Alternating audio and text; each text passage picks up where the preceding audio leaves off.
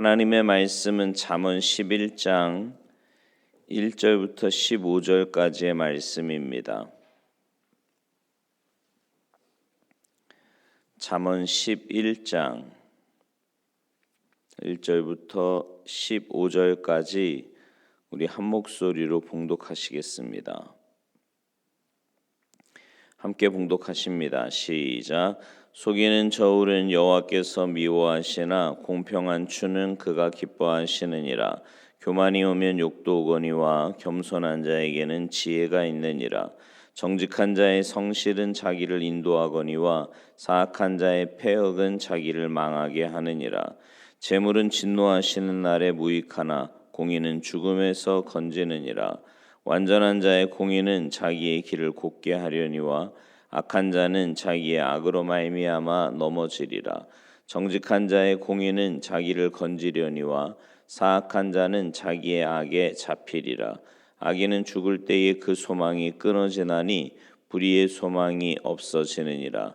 의인은 환난에서 구원을 얻으나 악인은 자기의 길로 가느니라. 악인은 입으로 그의 이웃을 망하게 하여도 의인은 그의 지식으로 말미암아 구원을 얻느니라.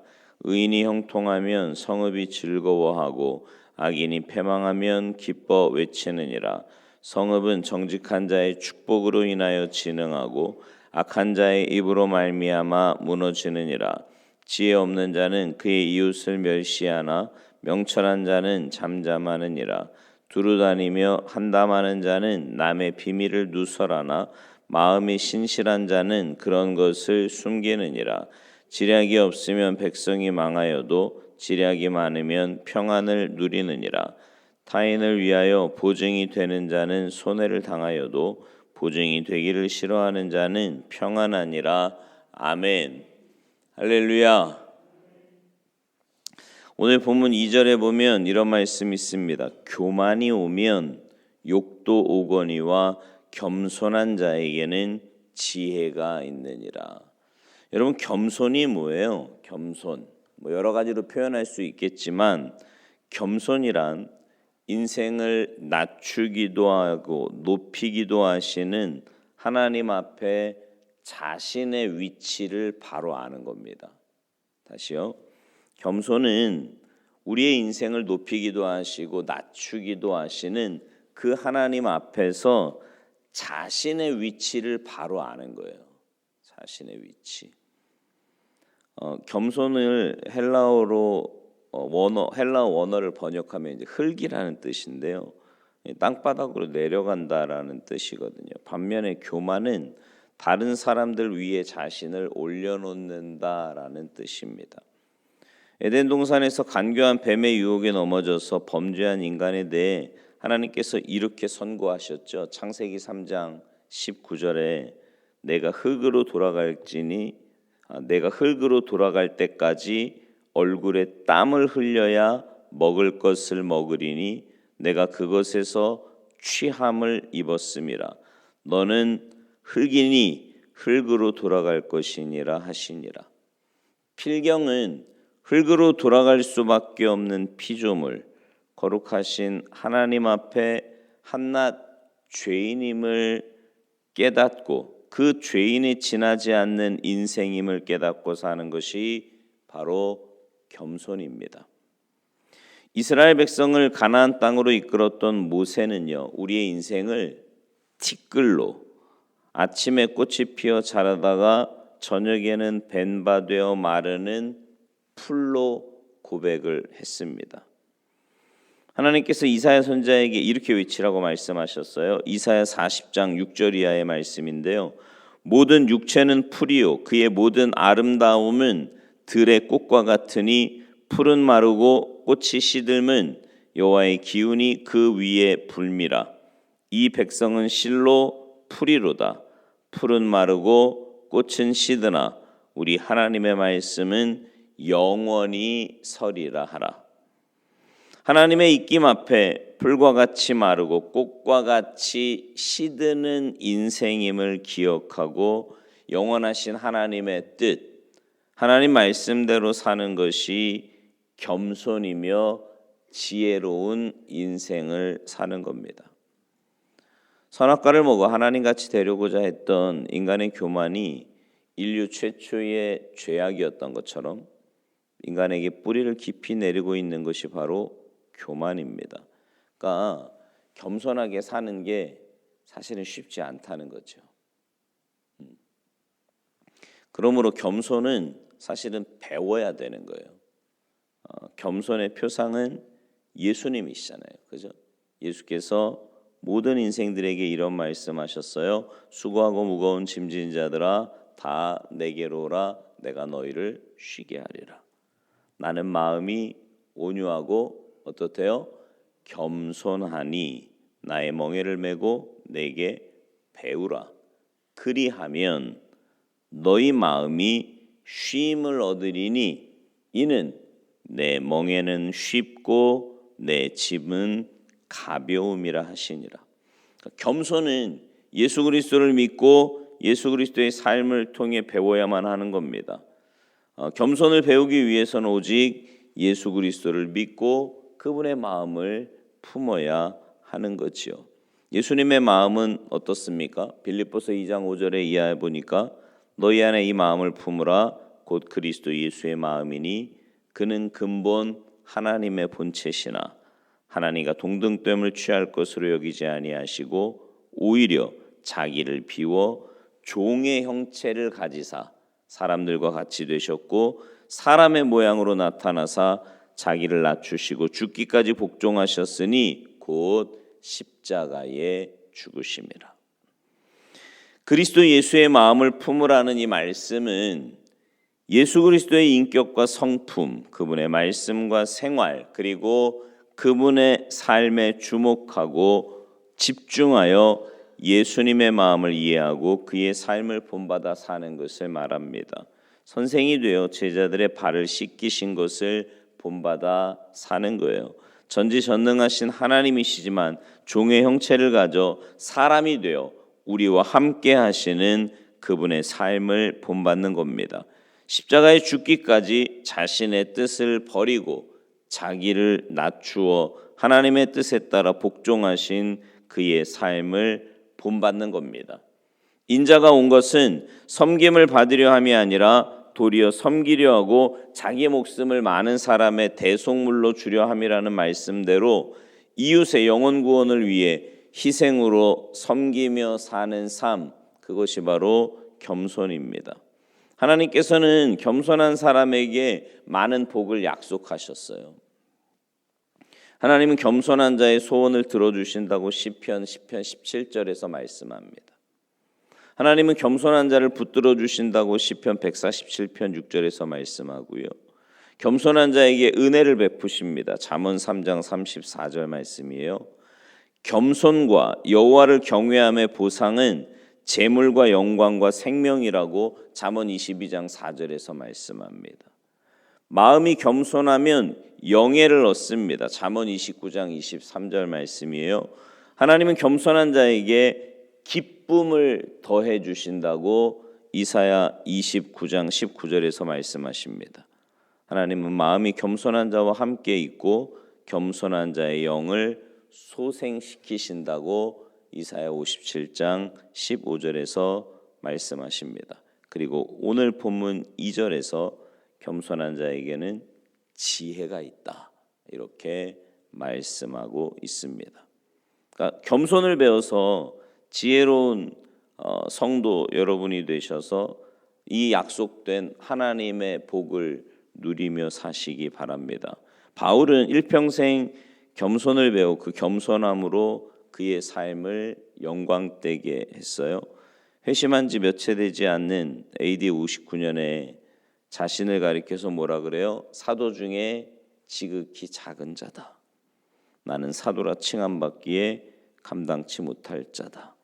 근데 그 뒤로 한 5년쯤 뒤에 바울은 뭐라고 고백하냐면 모든 성도 중에, 그러니까 처음에는 사도 중에 작은 자라 그랬는데 그 다음에 뭐라 그래요? 모든 성도 중에 지극히 작은 자보다 더 작은 나라고 고백을 합니다. 그리고 그 뒤에는 뭐라 그래요? 나는 죄인 중에 괴수라. 바울은 갈수록 더 겸손한 삶을 산 거예요. 근데 이게요, 자기가 뭐 그런 척한 게 아니고 주님을 깊이 알아가면 알아갈수록, 주님께 더 가까이 가면 가까이 갈수록 자신의 모습을 깨닫게 되는 거죠. 깨달으니까 겸손해질 수밖에 없는 거예요. 그러니까 여러분, 자기의 본래 이 겸손과 교만의 차이가 어디서 오냐면, 내 모습을 하나님 앞에서 비추어 본 내 모습을 올바로 깨달으면 겸손하지 말라 그래도 겸손하게 살 수밖에 없고요. 그냥 내가 그냥 뭐 이 정도면 뭐 잘하고 있지, 아유 이 정도면 잘, 하나님 앞에서의 내 모습이 아니라 세상적이고 인간적인 그런 관점으로 나를 보면 뭐 겸손할 게 뭐 있어요. 이 정도면 괜찮은데 교만해질 수밖에 없는 거지요. 우리나라 기독교 역사 속에 백선행이라는 집사님이 있거든요. 혹시 들어보셨어요? 꽤 오래된 분인데, 이분이 세상을 떠날 때 이제 사회장을 치렀거든요. 16살에 과부가 되어서 자식을 키우며 삭바느질을 해서 돈 200냥을 모았답니다. 근데 이제 그것으로 일찍 죽은 남편과 시아버지의 묘를 이제 산을 사서 모셔야겠다라고 생각을 해서 한 친척이 나서서 산을 사주는데 사기를 당한 거예요. 산이 얼마나 안 좋으냐면 나무 한 그루 살 수 없는 그런 악산이었답니다. 사람들이 뭐라 했냐면 망했다, 그렇게 이야기를 했대요. 근데 그때 일본 사람들이 이제 대동강에 다리를 놓기를 원했는데 시멘트 재료를 찾고 있었어요. 근데 보니까 이 백과부 산이 시멘트 산이었답니다. 산이 돌을 갈면 시멘트가 되는 건데, 그래서 200냥이 샀대니까 300냥 줄 테니까 그거 팔아라. 근데 안 파는 거예요. 너무 싸서 그런가? 10배 준다. 산 가격에 10배 준다. 2,000냥에 팔아라. 그래도 안 팔아요. 일본 기업에서 속이 타기 시작을 합니다. 그래서 제안하기를 그 산값에 100배 준다. 2만 냥 주겠다. 그래도 안 팔아요. 사기는 사야 되겠는데, 가만 보니까 이 과부가 교회를 나간다고 하니 목사님 말은 들을 것 같아서 목사님에게 부탁을 합니다. 목사님이 자초지종을 듣고 그 과부를 찾아가요. 왜 안 팔려 그러냐 그랬더니 이렇게 이야기하더랍니다. 제가 이 산을 살 때 백과부 망했다 소리 들었습니다. 그런데 다른 사람이 이 산을 사서 망했다는 이야기 들으면 얼마나 마음이 아프고 힘들겠습니까? 망하는 건 저 하나로 족합니다. 다른 사람까지 이런 일 당하게 해서 안 됩니다. 그래서 안 팝니다. 목사님이 웃으면서 그거 팔아서 절대 망하는 거 아니고 필요해서 팔라고 하는 거니까 2만 냥에 팔자. 그래서 그 돈 가지고 교회 세우고 학교 세우고 고아원, 양로원까지 세웠대요. 세상에 어느 부자가 그런 일을 하겠습니까? 그 아름다운 마음이 그 일을 감당하고 세상을 떠난 거지요. 사회장을 치르면서 그의 이름에 백선행 집사라고 했습니다. 다른 사람이 이 산을 사서 망했다는 이야기 들으면 얼마나 제 마음 아프겠습니까? 망한 사람 저 하나로 족합니다. 참 마음이 예쁘지 않습니까? 하나님 앞에서 나보다 남을 낮게 여기는 망하는 길이 아니라 성공과 축복의 길임을 우리가 깨닫고 배우게 됩니다. 사랑하는 성도 여러분, 겸손한 삶, 성도의 어떻게 보면 마땅한 삶이에요. 그러니까 내 정체성을 올바로 깨달으면 뭐 겸손하게 살아야 합니다. 이렇게 굳이 그런 말 할 필요 없이 정말 말씀 앞에서 하나님 앞에서 내 삶의 모습을 깨닫게 된다면 우리는 겸손한 삶을 살 수밖에 없고요. 그런 겸손한 삶은 나보다 남을 먼저 생각하는 삶이 될 것입니다. 그리고 그렇게 살아갈 때 하나님은 겸손한 자에게 예비하신 은혜와 복을 우리에게 허락해 주실 줄 믿습니다. 날마다 하나님 앞에서 살아가는 여러분 모두가 되시고 그 겸손한 삶이 하나님의 은혜와 복을 받는 복된 삶이 되시기를 주님의 이름으로 축원합니다. 기도하시겠습니다.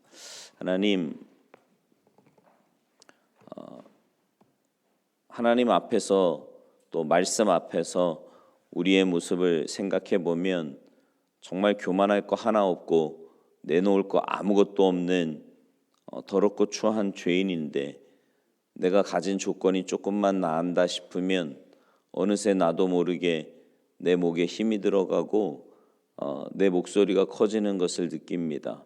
저희들의 이 잘못된 모습, 저희들의 죄성을 용서하여 주시고 겸손하게 하나님 앞에서의 삶을 살아가는 우리 모두가 되게 하셔서 나보다 남을 낮게 여기며 남에게 유익 주며 살아가는 우리의 삶이 되게 하시고 그런 겸손한 삶 가운데 은혜 주시고 역사하시는 하나님의 은혜와 사랑을 맛보고 누리며 살아가는 우리 모두가 되도록 주님 도와주시옵소서.